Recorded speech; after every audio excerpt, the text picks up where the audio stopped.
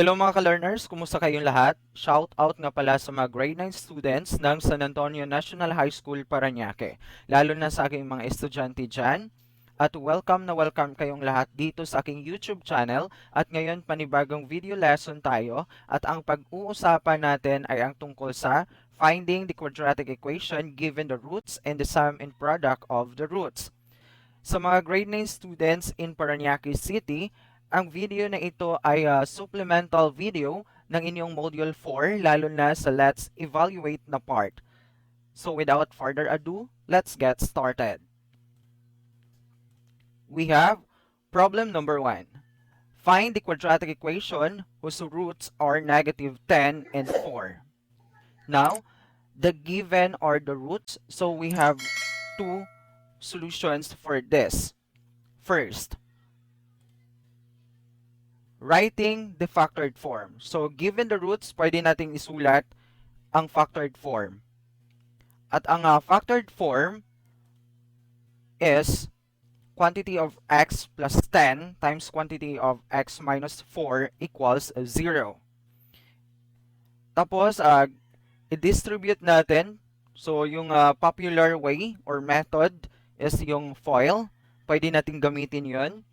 At ang sagot ay x squared plus 6x minus 40 equals 0.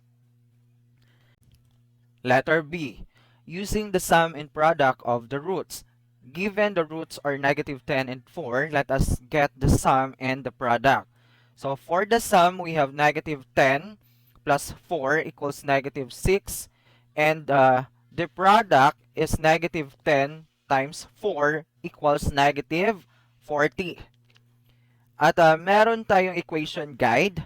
Ito yun siya, x squared minus the quantity of the sum of the roots times x plus the quantity of the product of the roots equals 0. So, madali lang siya class kapag given na yung sum and product of the roots. So, i-substitute lang natin sila. So, we have x squared minus the quantity of negative 6x plus the quantity of negative 40 equals 0.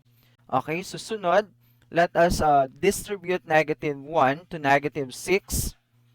Okay, and then, i-distribute din natin itong positive 1 to negative 40. At ang sagot, we have x squared plus 6x minus 40 equals 0. So, ganun lang kasimple class kapag given yung roots or even the sum and product of the roots. Okay, number 2. Find the quadratic equation whose sum and product of the roots are negative 2 and negative 15 respectively. So here in number 2, the given or the sum and product of the roots. And our solution is, again, using the sum and product of the roots. So here, the sum of the roots is negative 2, while the product of the roots is negative 15. And we will follow the equation guide, which is x squared minus the quantity of the sum of the roots times x plus the product of the roots equals 0. So, if given the sum of the roots and product of the roots, isubstitute lang natin sila sa given equation guide. So, magiging x squared minus 1. So, meron tayo ditong invisible 1. So, that is minus 1 times the quantity of negative 2 times x plus 1 times the quantity of negative 15 equals 0. And then, i-multiply natin itong negative 1 sa negative 2. And then, i-multiply din natin yung positive 1 sa negative 15.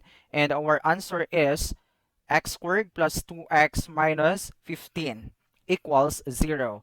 So class, that was amazing. So ganun lang kadali kapag given na yung sum and product of the roots, i-substitute nyo lang siya sa ating equation guide.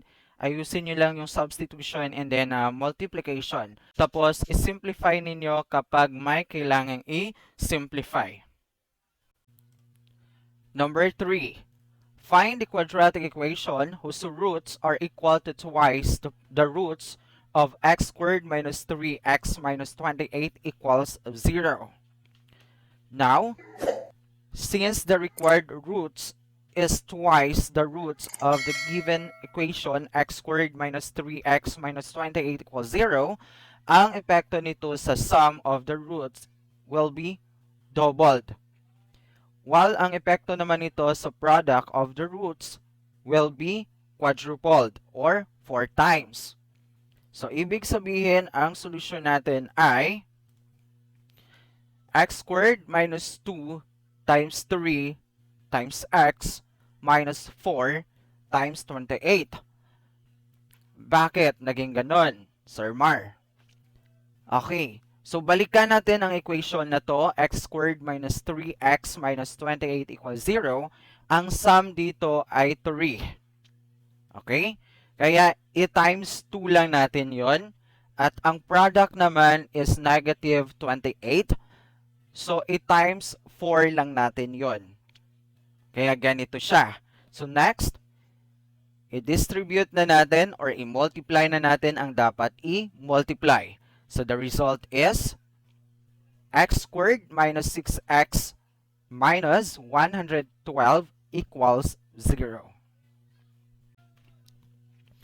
Number 4. Find the quadratic equation whose roots are equal to twice the roots of 2x squared plus 11x plus 5 equals 0. Now, problem number 4 is almost the same with problem number 3. Ang kaibahan lang nila dito sa problem number 4, the value of a is 2, which is greater than 1. While sa problem number 3, ang value ng a ay 1. Okay? But since the required roots is twice the roots of the given equation 2x squared plus 11x plus 5 equals 0, ang epekto nito sa sum of the roots is doubled or will be doubled. While sa product of the roots naman, ang epekto nito is quadrupled or times 4. Kaya ang solusyon natin is x squared plus 2 times 11 over 2 times x plus 4 times 5 over 2 equals 0. So, Sir Mar, bakit nagkaganyan? Okay, ganito lang ang short way natin. I-divide natin ang value ng A dito sa value ng B and then sa value ng C. Pagkatapos nun, multiplyan natin ng 2 dito sa value ng B ngayon and then multiplyan natin ng 4 sa value ng C. Alright? Kaya, ganito. So now, i-multiply na natin ang dapat i-multiply. We have x squared plus 11x plus 10 equals 0. So, paano, Sir Mar? Okay, ganito lang. Ma-cancel out na yung 2 at saka 2 dito. 11 na lang ang matira. 11 times x, 11x. Dito naman, ma-cancel out yung 4 and 2. Ang matira sa 4 is 2. 2 times 5 equals 10. So, that is why our answer is x squared plus 11x plus 10 equals 0. Number 5. Find the quadratic equation whose roots are equal to 3 times the roots of x squared minus 6x plus 5 equals 0. So ngayon, 3 times naman. Since the required roots is 3 times the roots of the given equation, ang epekto nito sa sum of the roots is 3 times. Ang epekto naman nito sa product of the roots is 9 times. Okay? Balikan natin yung problem 3 and 4. Kapag twice or 2 times ang required roots, ang epekto nun sa sum of the roots is 2 times or doubled. Ang epekto naman sa product of the roots is 4 times. No? So dito ngayon, we're talking about 3 times. So again, ang epekto nun sa sum of the roots is 3 times. Ang epekto naman sa product of the roots is 9 times. So ngayon, ang solution natin is x squared minus 3 times 6 times x plus 9 times 5 equals 0. So, itong 3 na to, ito yung sinasabing 3 times. Ang 9 naman, ito yung 9 times. And then, let's multiply or distribute natin. Ang dapat i-distribute, ang sagot is x squared minus 18x plus 45 equals 0. So, ganun lang siya kadali. So, hindi na natin kailangan hanapin yung roots ng given equation tapos i-times 3 natin. So, hindi na dahil meron tayong mga short way para makuha natin yung required quadratic equation. Number 6. Find the quadratic equation whose roots are 2 more than the roots of 2x squared minus 7x plus 3 equals 0. So ngayon, 2 more than, or what I mean yung required na roots natin is 2 more than the roots of the given quadratic equation. So ano ba ang epekto nito sa sum of the roots? Ang epekto nito sa sum of the roots will be increased by 4. Okay? And then sa product naman, ang epekto nito ay ganito. So ang epekto niyan sa product, mag-umpisa dito sa plus R1, R2 plus 2 times quantity of R1 plus R2 plus 4 equals 0. Okay? So again, ang epekto niya sa sum of the roots will be increased by 4. So ngayon, i-substitute lang natin. Ano ba tong R1 plus R2? Ang R1 plus R2 is the sum of the roots, while R1, R2 is the product of the roots. So with the given equation 2x squared minus 7x plus 3 equals 0, ang sum ng roots natin is 7 over 2, while the product is 3 over 2. Okay? So, i-substitute natin, again, R1 plus R2 is the sum. So, ang sum natin is 7 over 2. Ito siya. And then, for R1, R2, this is for the product. So, ang product ng roots natin is 3 over 2. And then, again, for the sum, we have 7 over 2. And then, i-simplify natin. I-multiply natin ang dapat i-multiply. Or, yung buong equation natin, multiplyan natin ng 2 dahil 2 yung LCD natin. Again, least integral coefficients ang required dito. Kaya hindi natin iwanan na fraction yung coefficients. So, ano ang mangyari kapag multiplyan natin ito ng 2? Okay, so magiging 2x squared minus 7x minus 8x plus 3 plus 14 plus 8 equals 0. So, Sir Mar, pwede mo bang i-explain bakit nagkaganon or bakit ganyan na yung mga terms natin? Okay. Dahil nag-multiply tayo dito ng 2 as LCD, no? Multiplyan natin ng 2 ang buong terms. So, 2 times x squared is 2x squared. Sunod, minus. So, kapag multiplyan natin ito ng 2, makancel out na yung 2. So, ang matira na lang ay negative 7x. Minus, multiplyan natin ito ng 2, the answer is negative 8x. Kaya negative 8x. Kapag multiplyan natin ito ng 2, makancel out na din ang 2, ang natira na lang ay 3. Plus, ito naman, kapag multiplyan natin ng 2, makancel out na yung 2, pero yung natira ay 2 times 7, kaya 14. Next, ito naman, multiplyan natin ng 2, ang sagot ay 8, kaya 8 dito. And then next, let us combine similar terms. Okay, meron tayong mga similar terms dito, negative 7x and negative 8x. Similar yan sila. And then, ang isa pang pair, we have 3, 14, and 8. Similar terms din sila. Kaya let us combine. And the final answer is 2x squared minus 15x plus 25 equals 0. Okay class, konting additional information lang. Dito, ang required roots natin is 2 more than the roots of the given equation. Okay? So, XerMar, what if 3 more than? Okay, kapag 3 more than naman, ganito pa rin yung equation guide natin. Kaso lang itong 4x or negative 4x magiging 6x. Okay, negative 6x. Bakit?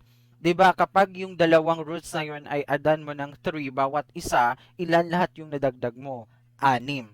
Okay? So, next. Dito naman, ano ang mangyari dito sa 2 na to? Ang mangyari sa 2 na yan, magiging 3 yan siya dito. Okay? So, magiging 3 yan. At ano ang papalit sa 4? Ang papalit sa 4 ay 9. Okay? So, again, dito ay 6. Dito ay 3.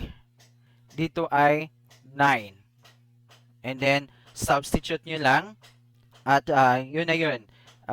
I-follow nyo lang yung sunod na steps kung paano nyo siya i-simplify. Okay? Number 7. Find the quadratic equation whose roots are equal to the reciprocal of the roots of 2x squared minus 7x plus 3 equals 0. So, dito naman guys or class, hindi na natin kailangan ulit na isolve yung roots. Okay? So, meron tayong mga paraan dito para mas mabilis ninyong makuha yung required quadratic equation. Okay, so ito yung mga short way natin na talagang magagamit nyo para magawa nyo ng mas mabilisan yung ginagawa ninyo or sinusolve ninyo. So, ganito. Yung solution natin is, okay, kapag ang C is positive, okay, sa ating given equation, kapag ang C is positive, ganito ang mangyari sa reciprocal niya.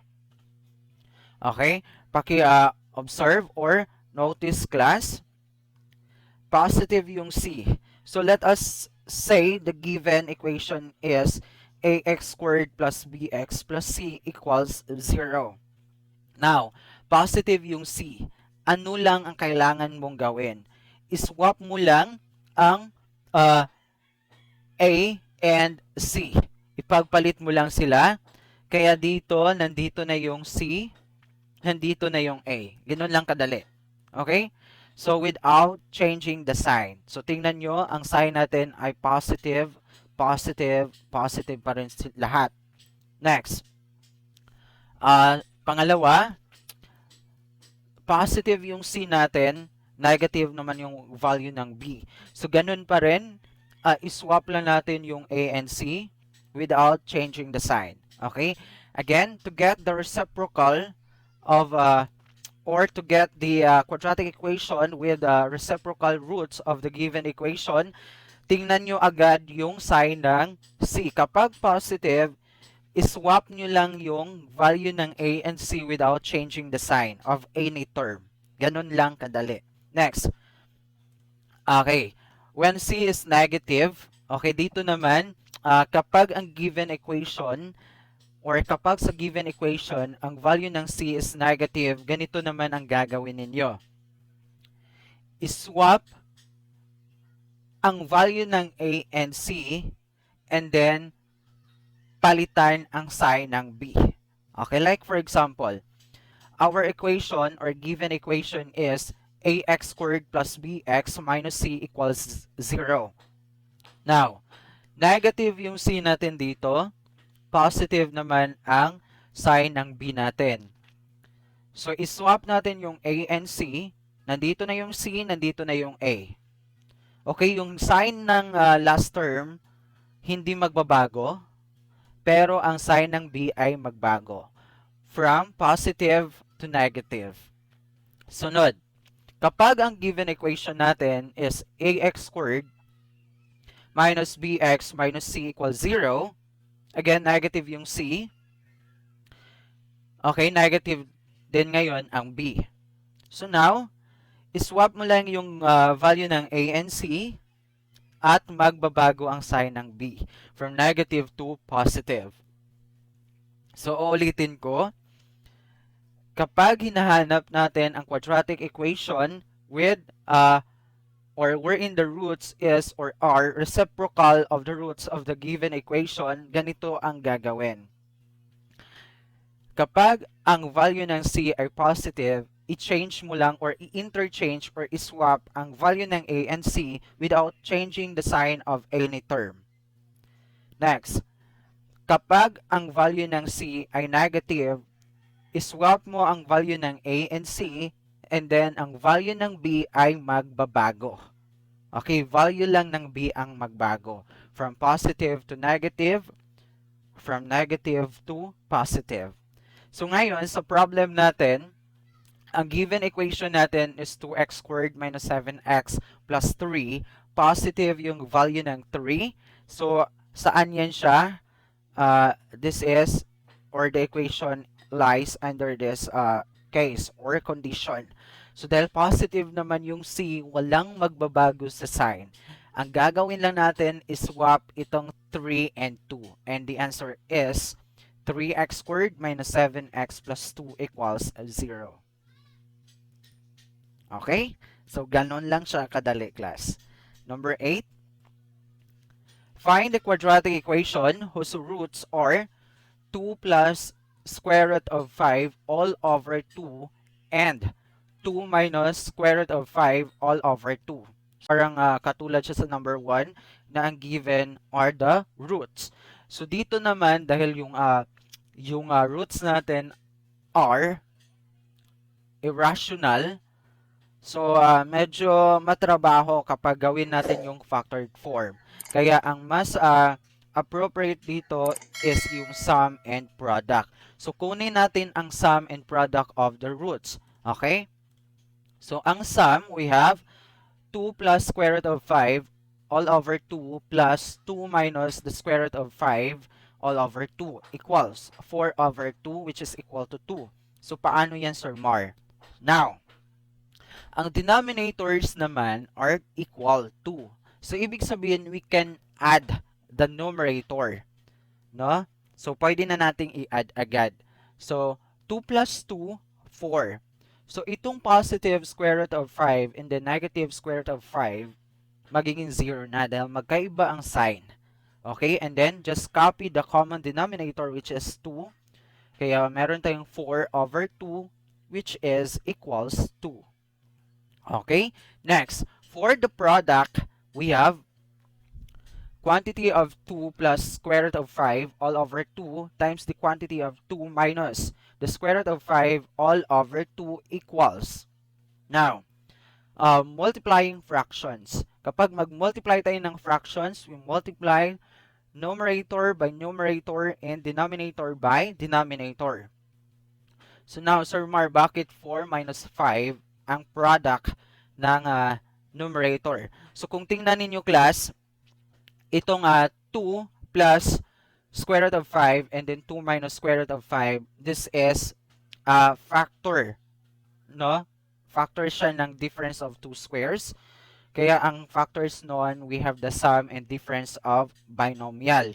So ano ang shortcut? No? So ang gagawin na natin, i-multiply natin yung first by first and then last by last. So 2 times 2 is 4.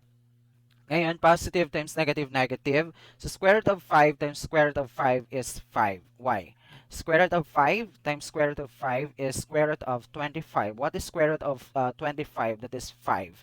Kaya meron tayong 4 minus 5 all over 4. So ang 4 naman na denominator na galing sa 2 times 2.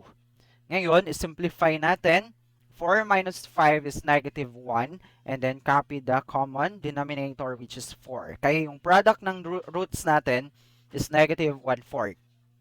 At again, ang equation guide natin is x squared minus sum of the roots times x plus the product of the roots equals 0. Okay?